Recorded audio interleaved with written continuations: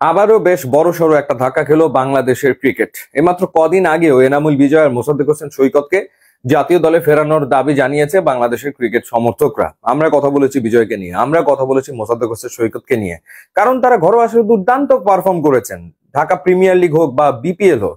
কিন্তু কে জানতো যে গত সিজনে বিপিএল এর লাস্ট আসরে তারা এমন সব অনৈতিক কর্মকাণ্ডে জড়িয়েছেন, যার কারণে তারা আসলে অভিযুক্ত হয়েছেন।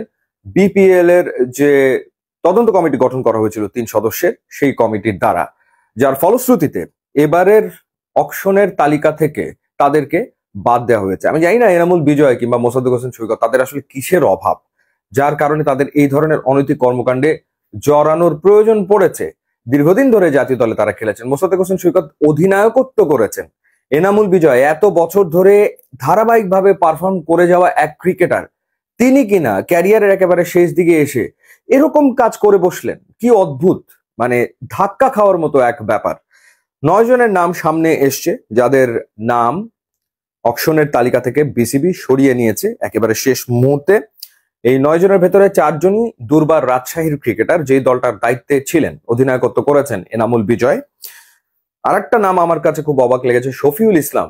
মানে এত অভিজ্ঞ এক্সপেরিয়েন্স ক্রিকেটার, এতদিন ধরে ক্রিকেট খেলেছেন, সাকিব, মাহমুদুল্লাহ রিয়াদ, মুশফিকদের সাথে ক্রিকেট খেলেছেন, তামিমের সাথে ক্রিকেট খেলেছেন।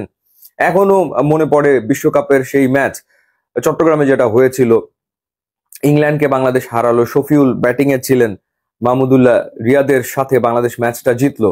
সেই শফিউল এই শেষ বয়সে, মানে ক্রিকেটিং ক্যারিয়ারের একেবারে শেষ দিকে এসে কেন তিনি এই ধরনের কাজে জড়ালেন বোধগম্য হলো না। তিনিও দুর্বার রাজশাহীতে খেলেছেন লাস্ট সিজনে। সানজামুল ইসলাম, তিনিও দুর্বার রাজশাহীতে লাস্ট সিজনে খেলেছেন, স্পিন বোলার। তো জাতীয় দলে খেলেছেন এরকম ক্রিকেটার হচ্ছে এই 4 জন, এনামুল বিজয়, মোসাদ্দেক হোসেন সৈকত, সানজামুল ইসলাম, শফিউল ইসলাম। এছাড়া বাকি যাদের নাম এসছে বা যাদের নাম অকশন থেকে বাদ পড়েছে, আলাউদ্দিন বাবু, এরপর নিহাদুজ্জামান সিলেটের হয়ে লাস্ট সিজনে খেলেছেন, এরপর মিজানুর রহমান, এরপর মনির হোসেন খান, এবং বয়সভিত্তিক দলের একজন ক্রিকেটার রয়েছেন, তিনি বিপিএল এ সম্ভবত খেলেননি, অন্য কোনো কারণে তার নাম সরিয়ে নেওয়া হয়েছে।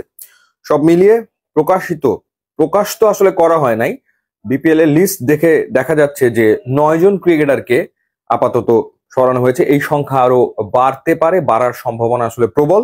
এর পাশাপাশি কর্মকর্তারাও রয়েছেন, গত সিজনের বেশ কিছু কর্মকর্তা রয়েছেন যারা অভিযুক্ত, এবং তাদেরকেও এবার বিপিএল এ সম্পৃক্ত হতে দেওয়া হবে না। বিসিবি বেশ শক্ত একটা অবস্থান নিচ্ছে, কোনো সন্দেহ নাই।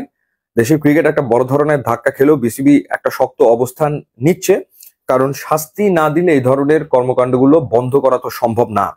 তো সেই কারণেই বিসিবির দুর্নীতি দমন বিষয়ক যিনি পরামর্শক অ্যালেক্স মার্শাল, তিনি বিসিবিকে কঠোর হতে বলেছেন, এবং সেই কারণেই শেষ মুহূর্তে এসে এই ক্রিকেটারদেরকে অকশন থেকে বাদ দেওয়া হয়েছে, এবং কর্মকর্তাদের ব্যাপারেও বিসিবি একটা সিদ্ধান্ত নেবে তেমনটাই শোনা যাচ্ছে।